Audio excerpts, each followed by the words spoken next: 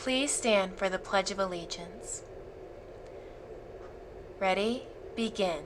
I pledge allegiance to the flag of the United States of America and to the republic for which it stands, one nation, under God, indivisible, with liberty and justice for all.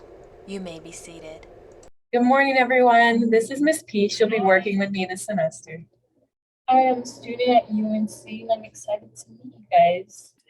Today's lunch menu will be beef and beans soft tacos with turkey and cheese on a bun with vegetables, corn. Oh, with tahini, nice. It will be cherry tomatoes, cucumber, and bananas. Okay, everyone. I want to answer some of the most common questions I get about using fidgets in the classroom. Now, a lot of you know I love fidgets. I use fidgets a lot because they help me focus, but that's who they're most beneficial for, is someone who needs help focusing and keeping them engaged in learning. If it's distracting you, then you're probably not a person who needs a fidget, or you might be using the wrong type of fidget. So we're going to talk about a couple of different types of fidgets and how to use them the right way in the classroom.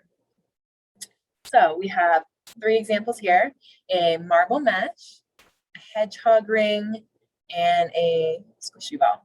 So all of these are quiet, they're small, they can be in just one hand, and they can be used with one hand while you're using the other hand to write or to type. So they are great examples of quiet fidgets for you. There can also be alternative fidgets. You don't need to buy things like this. You can use a pen or a pencil or a hair tie or a paper clip. There's lots of things that are part of our normal supplies that people use to fidget just to keep themselves occupied and focused on their learning. The number 1 rule for using a fidget at school is that no one should be able to tell that you're using a fidget, because you're being so quiet and so focused while using it. So you can maybe keep it under your desk a little bit so that people don't see it. You may hold it in one hand while the other hand is doing what you're supposed to be doing. You can hold it in your lap, but it shouldn't make any noise that other people can hear. And most of the time you don't need to be looking at your fidget, right? Because your hand is moving it. So your eyes should still be on the speaker and paying attention to what's going on.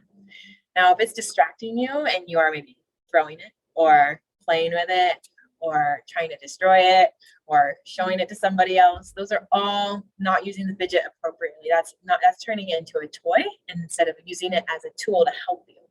And so it can be taken away from that day and you might get another chance to try later. But every time that you're distracting with your fidget, you're losing that opportunity to use it as a tool and help yourself stay focused and engaged. Some students really need that extra little bit of stimulation from a fidget to help themselves feel focused, but some students don't need fidgets. And you might be one of those kids who doesn't need them. So it's important to ask yourself, what is helping you to focus in the classroom? If you have any more questions about fidgets, please let me know, or you can ask your teacher, because they have the final say on fidgets in your classroom and they want you to be successful. So maybe ask them for help using them if you're having trouble using them appropriately. All right, take care of each other and have a buffalo-rific day.